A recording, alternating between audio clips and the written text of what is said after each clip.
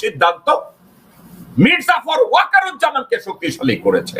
Doctor Mohammad ইউনূসের সময়োপযোগী সিদ্ধান্ত নেওয়ার ব্যর্থতা চুপ্পুকে আজও ক্ষমতায় রেখেছে।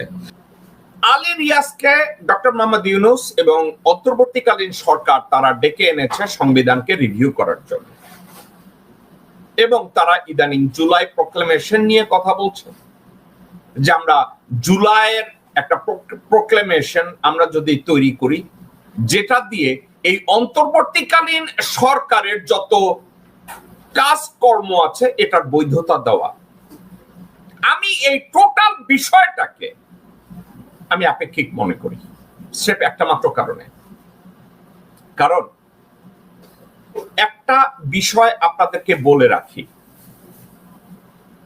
যেদিন বাংলাদেশ থেকে বাংলাদেশে নিযুক্ত ভারতীয় চুতমারানি হাসিনা শেখকে ছাত্র জনতা বাংলাদেশ থেকে বের করে দিয়েছে, চলে যেতে বাধ্য করেছে, it was just not that Hasina Sheikh fled the country. It's a revolution. That's the result of a revolution. What types of revolution? Under that revolution, majority of the people take the side of the state. Not for someone that Bharat একজন মাগিকে ওখানে বসাইছে দেশটাকে ধ্বংস করার জন্য, তাকে ওখান থেকে উৎখাত করা হয়েছে। তাইলে আজকে যে বিষয়টা আমার আর আপনার কাছে একটা জিনিস ক্লিয়ার করা দরকার। আপনি বলবেন জেকব ভাই, আপনি রাষ্ট্রবিজ্ঞানের ভাষায় আপনি বলছেন কে বড়, যাকে নির্বাচিত করা হয়েছে? আপনারা যেটাকে পার্লামেন্টারিয়ান সিস্টেম ইলেকশনের কথা বলেন, যেটা নিয়ে বিএনপি শাওয়া, আমির খসরু মাহমুদ, মির্জা ফাক, গোরখদক আব্বাস, আব্দুল আওয়াল মিন্টু, আমির খসরু মাহমুদ চৌধুরী, যারা নির্বাচন করে গলা শুকায়, যারা কন্টিনিউয়াসলি আপনাদের সামনে রিপ্রেজেন্ট করে যে একমাত্র নির্বাচিতরা সংবিধান সম্পর্কে কথা বলতে পারবে, এবং তাদের যে কতগুলো সমর্থক আছে বেজন্মা, তারা বলে একমাত্র নির্বাচিত প্রতিনিধিরা সংবিধানের উপরে হাত দিতে পারবে। কিন্তু দর্শকবৃন্দ, একটা কথা, এসব মাদার বোর্ডরা একবারও বলে না তাদেরকে যারা নির্বাচিত করবে তাদের রায়ের উপরে সংবিধানের পরিবর্তন সম্পূর্ণরূপে বিশ্বব্যাপী প্রচলিত একটা বিধান। আলী রিয়াজের মতো লোকরা,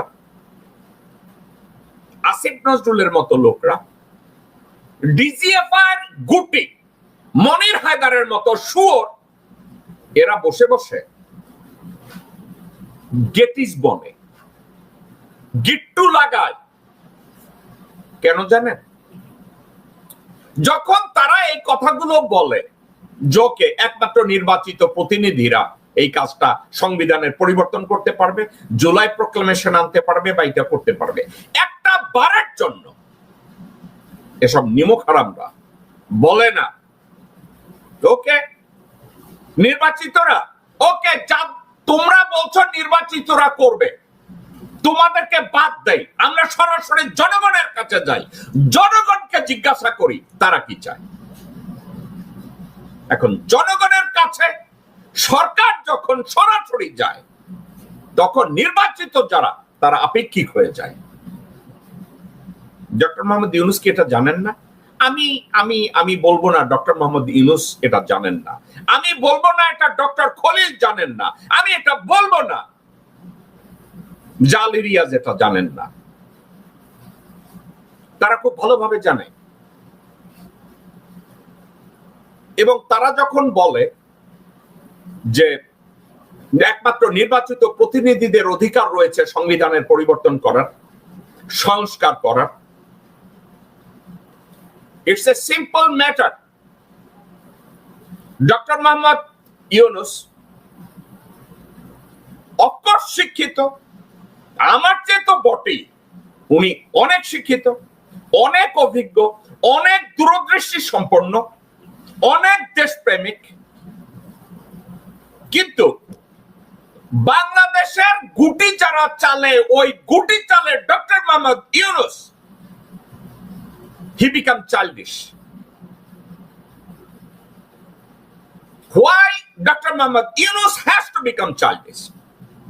উনি বাংলাদেশে গিয়েছেন, উনি বাংলাদেশে যাওয়ার পরে যেদিন উনি ক্ষমতা নিয়েছেন উনি ওই দিন একটা কাজ করতে পারতেন। 8 তারিখে ক্ষমতা নিয়েছেন, ওনার বলা উচিত ছিল আগামী 3 মাসের মধ্যে আমি রেফারেন্ডাম দেব। ওই রেফারেন্ডাম ডিসাইড করবে যে এটা বিপ্লবী সরকার হবে, আগে সংবিধানকে আমরা রাখবো নাকি আগে সংবিধানকে আমরা বাদ দেব। ডক্টর মোহাম্মদ ইউনূস যদি এই কাজটা করতেন, ক্ষমতা নেয়ার 1 দিন বা 2 দিন পরে যদি গণভোটের ঘোষণা দিতেন এবং দুইটা বিষয়ের উপরে জনগণের রায় চাইতেন, whether he is going to offer people that either সংস্কার করবে না সংবিধানের পরিবর্তন করবে, এই দুইটার উপরে জনগণ কি বলে। ডক্টর মোহাম্মদ ইউনূস এই কাজটা করতে ব্যর্থ হয়েছে। ডক্টর মোহাম্মদ ইউনূস যদি এই কাজটা করতেন, আজকের যে সমস্যাটা গভর্নিং এর ক্ষেত্রে তৈরি হয়েছে, people are coming forward and saying this government is an illegitimate government, এই কথাটা বলার সুযোগ ডক্টর মোহাম্মদ ইউনূস তাদের হাতে তুলে দিয়েছে। ডক্টর মোহাম্মদ ইউনূসের ভুল সিদ্ধান্ত মির্জা ফখরুল ওয়াকারুজ্জামানকে শক্তিশালী করেছে। ডক্টর মোহাম্মদ ইউনূসের সময়োপযোগী সিদ্ধান্ত নেওয়ার ব্যর্থতা চুপ্পুকে আজও ক্ষমতায় রেখেছে। ডক্টর মোহাম্মদ ইউনূসের সময়োপযোগী সিদ্ধান্ত নেওয়ার ব্যর্থতার জন্য শিরিন শারমিন দেশে বসে আছে। ডক্টর মোহাম্মদ ইউনূসের সময়োপযোগী সিদ্ধান্তের ব্যর্থতার জন্য ওয়াকারুজ্জামান এখনো সেনা প্রধানের চেয়ারে বসে আছে। আমার সাথে আপনারা দ্বিমত পোষণ করবেন, বি মাই গেস্ট। কিন্তু আপনাদেরকে আমি একটা কথা বলি, বাংলাদেশে ডক্টর মোহাম্মদ ইউনূস পাশ্চাত্যের মতো ভদ্রতা দিয়ে উনি সরকার চালাতে গিয়েছেন। দর্শকবৃন্দ, আমি আপনাদেরকে একটা কথা বলি, একটা মেয়ে বা একটা ছেলে, একটা পুরুষ বা একটা মহিলা যখন প্রেম করতে যায় বা বিয়ে করতে যায়, তারা একজন আরেকজনকে সততার ভিত্তিতে বিশ্বাস করে, একজন আরেকজনের উপরে আস্থা রাখে। এটা বলা যাবে না এটা স্বামীর ব্যর্থতা অথবা স্ত্রীর ব্যর্থতা, এটা বলা যাবে না এটা ছেলের ব্যর্থতা বা এটা মেয়ের ব্যর্থতা। আজকের আমি ডক্টর মোহাম্মদ ইউনূসের ব্যর্থতার কথা এজন্য বলছি, উনি ভুল মানুষদের সাথে ভুল সভ্যতা উনি দেখাতে গিয়েছেন।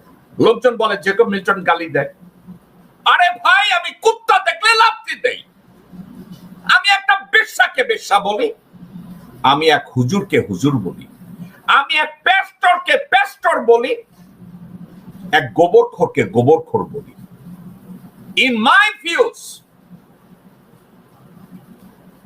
there is only 2 color I can see. One is white, another is black. That's all I can see. There is nothing in the world which can convince